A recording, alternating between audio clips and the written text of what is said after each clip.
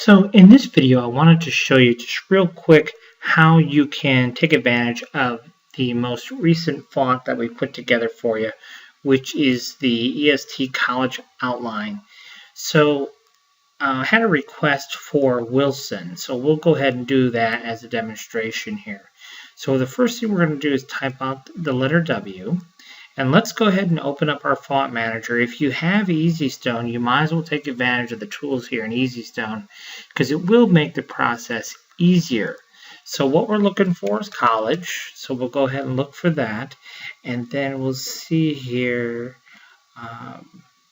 the EST College Outline font right here. So go ahead and choose that one. And then there's our W. And then what we want to do is let's go ahead now. What we've done is we've created this font in such a way where we can add the outline as a separate color. And to do that, we just want to click on the two color Easy Text button. And that will automatically add the outline in that second color for you. Okay. So now the next thing we want to do is we want to type out the word Wilson. So there's the word Wilson. And then for that, we're going to use the, I think it's called Dolly script right here. So there's Dolly script. And so we're just going to make Wilson, let's give Wilson a different color so we can see it a little bit better. And I'm just going to rotate it a little bit just for effect. And then we can decide, where on the W we want it to be placed. In my case, what I'm going to do is I'm going to select Wilson, hold my Shift key and select the W, and hit E. And what that does is that will center it top to bottom, and C will center it left to right. And then what we're going to do is we're going to apply an effect on Wilson here. If we go into wireframe mode, anytime you're working with a script font, when you go into wireframe mode, do you see how the I overlaps the L overlaps the S, and so on? Well, what we're going to do is we're going to select Wilson, and we're going to come up here and choose the weld option here. And now you can see it's cleaned up. So if we were to pull Wilson away, you can see it gives us a nice clean line there. All right. So what we want to do here is let's go ahead and apply a contour to Wilson to the outside. And then we're going to right click on that contour and break it apart. And then we're going to go ahead and click on that object that that new object that we just created. And we'll do an additional contour. Okay, and again, it's to the outside, but we don't want it quite that far. I would say, if I had to guesstimate how far, I would say half the original contour distance is a good round number. So we're going to go ahead and select that and break that apart. And then what we're going to do is a couple of trim functions, and this will clean all this up. So that very outside Wilson piece there, hold your Shift key and the main fill of the W and trim the outside piece, the outline, and trim, and delete the outside piece. And essentially you're done. So let's go back into enhanced mode here. You can see a little bit better of what we have going on. Now the blue and the yellow, those two are going to be combined. All right. So let's go ahead and throw a weed box. Well, first of all, let's resize this. So let's just say I want this 9.5 inches on a shirt. Let's go ahead and close our font manager. We'll throw a weed box around it. And let's just say for this example, I want to do that in white. Let's do this in red. And let's do Wilson in red too. And then the other thing that I would do is anytime you're doing this is take a look at this and see what you really gotta have and what you don't gotta have. And what I mean, see those two little specks of white? We probably don't need those. That's probably not gonna make or break the design. So simplify it a bit. I did see like these little pieces of red.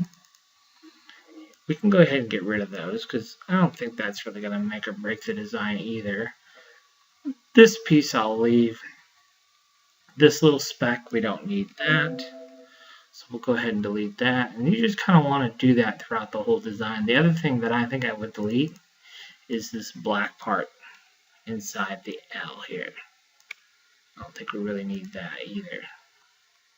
So that simplifies things a little bit, and I think it looks really quite nice actually. So it's very, very straightforward. Now that you have the specialized college outline font that we created for you, you just go ahead and drop in whatever name you want, however you want to situate it, and it'll be fairly easy for you to do. Now, the other fun thing that I think would be interesting to do with this design, now this would take a bit more work on your part, but go ahead and leave the W in the heat transfer vinyl, but you could come in, and I'll kind of show you generically. I won't do the whole thing, but if I want to do Wilson and Stones, let me show you what I do. Let's just go ahead and pull Wilson out here by itself. And what I would do is I try, when I go about doing Stones, I try to make it very easy. You don't have to overcomplicate it because it is quite easy to do, and with very basic CorelDRAW skills. So what I would do, let's go ahead and set our stone color to crystal, our stone size to 10, and let's drop a stone and take a look. Yeah, I think that's about right. So if I want to convert this into stones, what I would do is just do it simple. See what I'm doing here? All I'm going to do here is hit the space bar, and you see what I'm doing? There's nothing special, magical about this, right? So let's just go all the way. Let's just figure this out. Let's go all the way. So I'm just kind of, I don't want to have to sit and convert and do all this crazy nonsense. So let's just go ahead and do the whole letter N just to show you what I would do. So I would kind of do that first section. I'll tell you what, let's just go ahead and go on up. Let's change that to 6. Okay, so now we've gone all the way up to the top. So I'm just going to come in here and select everything. Just pick a start point and right click on D, and that will automatically kind of space things out for me like I need them to be spaced. And I'm happy with that, so I'm moving on. So then I come back in the other direction. And basically what I'm trying to do is keep my stones right on the edge or pretty darn close to it. Right like so. Okay, so we're just going to keep going around to that next connection point. So let's just go all the way around. And we're just going to pretend that this just keeps going straight down. So we'll just keep going. Try to keep everything. Now I'm going to go ahead and drop it down to an SS6 stone. Okay, so now we kind of have this going all the way back to this point. So this is where that freehand pick tool and CorelDRAW X6 really comes into play. Right click on D, and you'll see how that kind of spaces all that around. And I'm happy with that, so we'll go ahead and delete that. And let's keep going here. So then we're going to take an SS10 all the way to this point here. And we'll kind of show you what we do when we go back to connect it up at the top. So this is, a pretty low-tech approach. And we don't have to, and it's actually pretty quick. It's definitely going to be quite accurate, which, of course, you've probably seen in my designs is most critical for me, is that it's absolutely accurate. So again, we'll come back in here, we'll grab our freehand pick tool, set that start stone, go ahead and right click on D, and that will sort everything out for us as far as getting all the spacing accurate. Let's go ahead and delete that stone path. And then we'll do the bottom part here. So again, we'll go ahead and set a couple of stones. And if you keep it right on the inside of the Wilson text here, then it will fit just as it should. And I'll show you that here momentarily. So let's go ahead and drop that to a 6 so it connects a little bit nicer there. And we'll go back in here with our freehand pick tool. Choose that 6 as the start point. Alright, so here's a situation where I think I can get an extra stone in here at least, if not more. So we'll select a stone, we'll hit the plus key on our keyboard, then we'll go back and select our path, and then when we right click again, those stones will be just a little bit tighter. And it looks like we're only going to get one in there, one extra stone in here, because right now these two are touching a little bit, so we'll just make that small adjustment. So now you can see how we have kind of the word Wilson here, and I'm going to make a change here. I'm going to actually set this to 6 and this to 6. So we made that slight change just because I think that'll look a little bit better, transition a little bit better there in the way we had it. Alright, so I'm happy with that. So you can kind of see we would just kind of continue that process on through. But if we wanted to then, let's go ahead and just position this.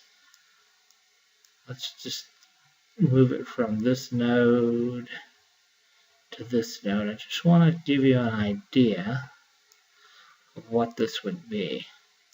So if we delete the HTV Wilson and just leave the stone, you could see how that will just fit right inside. So the W stays the W part of the template would stay the same, and we just do Wilson and stones that way. But that's the way I would go about doing the whole word Wilson. Is just do it in sections, just like I showed you. Just like I showed you. So we would do it in sections. So basically what I would do is I would come in from basically from this point. I'd probably go ahead and drop this down to a 6 and this down to a 6.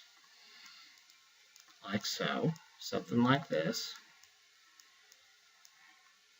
And we'll come up like that. So from this point to this point right here would be one section. Essentially. Like so. So that's one little section. And then from this point here, I'll go ahead and drag out a stone there. Manipulate that curve a little bit. We'll delete that stone path and just kind of keep on coming. And that is going to go right to this point here. So you can see where that little section comes into play. And we'll just modify our path as needed. Okay, so now we have our path modified. So now what do? Well, then what we would do is we would just come in here and select our stones, set a start stone where it should start. We create the initial path. We know these stones are pretty loose, so we select one, hit the plus key, grab our path again, right click. See how tight those stones are now. Decide, well, what do we want to do? Let's try adding one more. Select our path, right click. And yep, that's as tight as I want to be right there. So you can see we did that next little section. And then of course we would have to do this little section. Back to this point here. And we could decide, do we want to drop these two to both to a 6? It just depends on, what the look is that we're going for. How nitpicky do you want to be. But you understand the big thing is just doing it in sections. So we'll go to this connecting point here. I think I will go ahead and drop a 6 in there as well.